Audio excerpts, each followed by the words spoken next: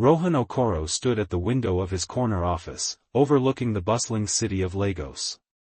At 34, he had transformed his father's modest textile business into Nigeria's fastest-growing fashion empire. His phone buzzed again, another message from his mother. The family elders are meeting next week. They expect to hear wedding plans, it read.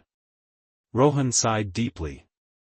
In his culture, his success meant little without fulfilling family obligations. Despite his modern business approach, the pressure to marry was relentless. His parents had tolerated his focus on career, but patience had run thin. That evening, his childhood friend Yemi offered a solution over drinks.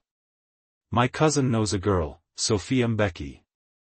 She's educated but struggling financially since her parents died. She's supporting her younger siblings through school. And? Rohan raised an eyebrow. Offer her a contract marriage. She gets financial security, you get your family off your back.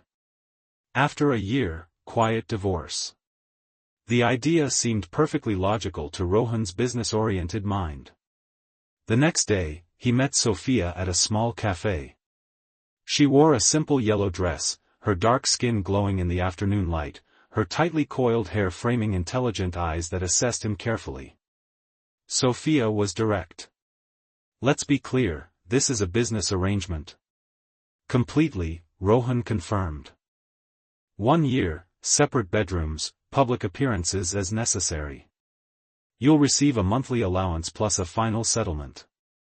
Sophia considered the pen he offered. With this signature, her siblings' education would be secure. No real relationship, she confirmed. Absolutely not, Rohan agreed. What neither mentioned was how they'd found each other strangely compelling. Sophia hadn't expected someone so powerful to have such gentle eyes.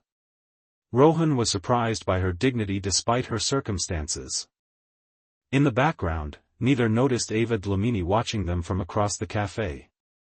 Rohan's ex-girlfriend and marketing director had expected him to eventually recognize she was the perfect match for his status.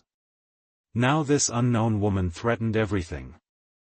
The wedding was a spectacular affair, Lagos event of the year. The Okoro family compound transformed into a celebration venue combining traditional customs with modern luxury. Sophia wore custom-designed attire from Rohan's fashion line, causing whispers among guests about her beauty and grace. She seems perfect, Rohan's mother whispered to him during the ceremony. I don't understand why you kept her hidden so long. Rohan smiled tightly, watching Sophia charming his relatives with her genuine interest in family stories.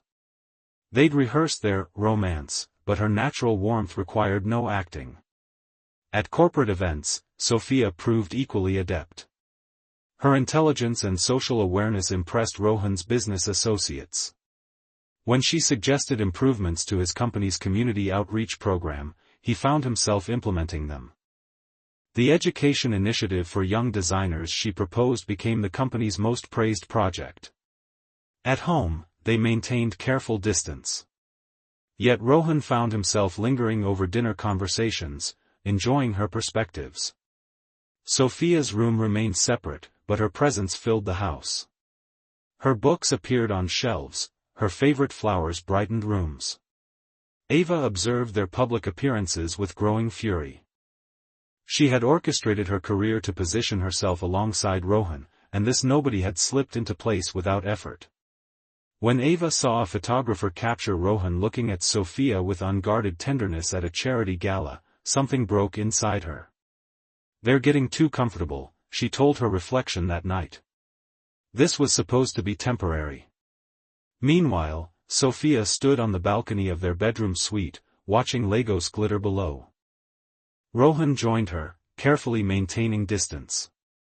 Thank you for today, he said quietly. The investors were impressed. Just playing my part, she answered, though both recognized the half-truth. Their fingers rested inches apart on the railing, neither acknowledging the decreasing space between their separate lives. 6 months into their arrangement, Rohan realized something had shifted. He found himself checking the time during meetings, eager to return home. When traveling, he called Sophia nightly, conversations extending beyond necessary updates. The contract marriage felt increasingly less like business. Meanwhile, Sophia battled similar feelings. She'd accepted this arrangement for financial security, but Rohan had become more than her benefactor. She appreciated his treatment of her siblings as family, his respect for her independence, and the way he listened, truly listened, when she spoke. One evening, they attended a business dinner together. Under the table, his hand found hers during a tense negotiation. Neither acknowledged this breach of their agreement, but neither pulled away. Later that night, returning home in comfortable silence, Rohan asked, "Are you happy, Sophia? With our arrangement?" She studied his face, searching for the businessman calculating costs and benefits. Instead, she found vulnerability. "It's not what I expected," she admitted carefully. Their conversation was interrupted by a call about a production crisis. Rohan spent the night at his office. When he returned home exhausted the next evening, he found Sophia asleep on the couch, clearly having waited for him. A plate of his favorite food sat covered on the table. Standing there, watching her breathe softly, Rohan confronted the truth he'd been avoiding. This wasn't pretend anymore, at least not for him. Across town, Ava reviewed photos a private investigator had taken of the couple. The genuine affection visible in them confirmed her worst fears. The arrangement that should have eventually elevated her position was transforming into something real. She began plotting, starting with anonymous complaints to suppliers that created the production crisis requiring Rohan's attention. "This marriage needs to end," she whispered, "before it truly begins." Unaware of the gathering storm, Sophia dreamed of Rohan while he watched over her, wondering when pretense had become reality. A company anniversary celebration brought everything to a breaking point. Rohan's family business marked 30 years with an elaborate event at their flagship store. Sophia wore a stunning design from Rohan's latest collection, drawing admiring glances. Ava approached Sophia in the powder room. "You play your role convincingly," she said, reapplying lipstick. "Almost like you've forgotten it's temporary." Sophia maintained her composure. "I'm fulfilling our agreement." "Of course," Ava smiled coldly. "Just remember, Rohan built this empire with me beside him. When your contract ends, everything returns to its natural order." Later, Rohan found Sophia on the rooftop garden, visibly troubled. When she mentioned the encounter, his expression darkened. "Ava doesn't speak for me," he said firmly. Then, hesitating, "Our arrangement doesn't need to end." Before Sophia could respond, Rohan's assistant interrupted with news of suspicious accounting discrepancies. Someone had been siphoning funds from charity initiatives, the same projects Sophia had helped develop.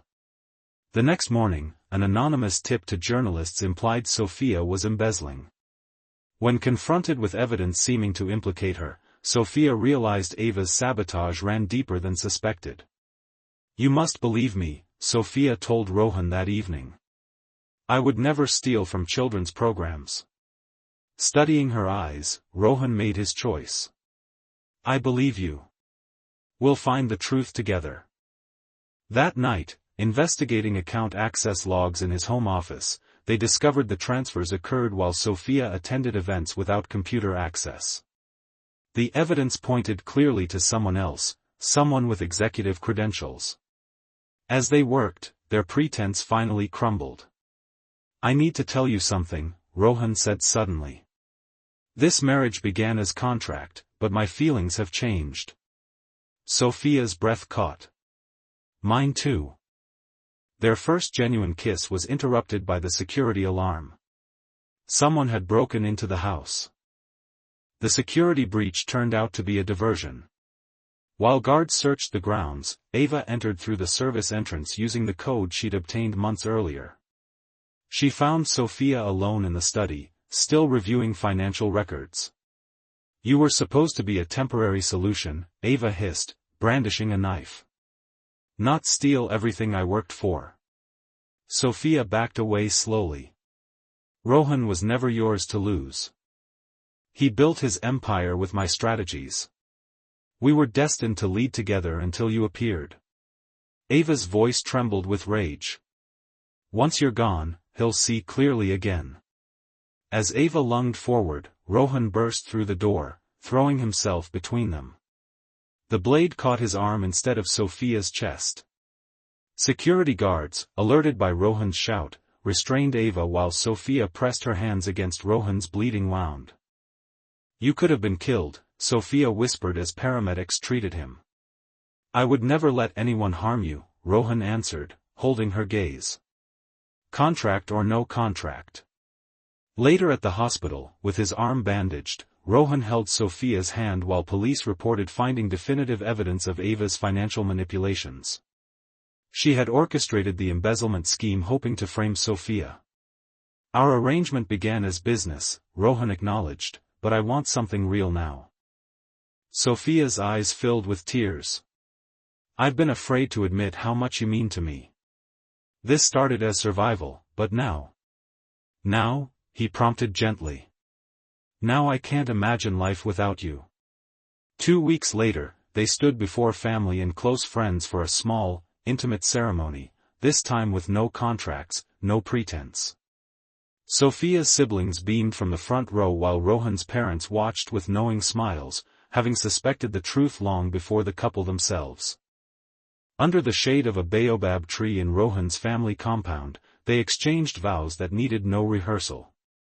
What began as arrangement has become my heart's truth, Rohan promised.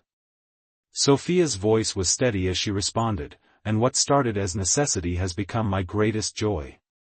Their kiss sealed a union that had transformed from business to blessing, from contract to love.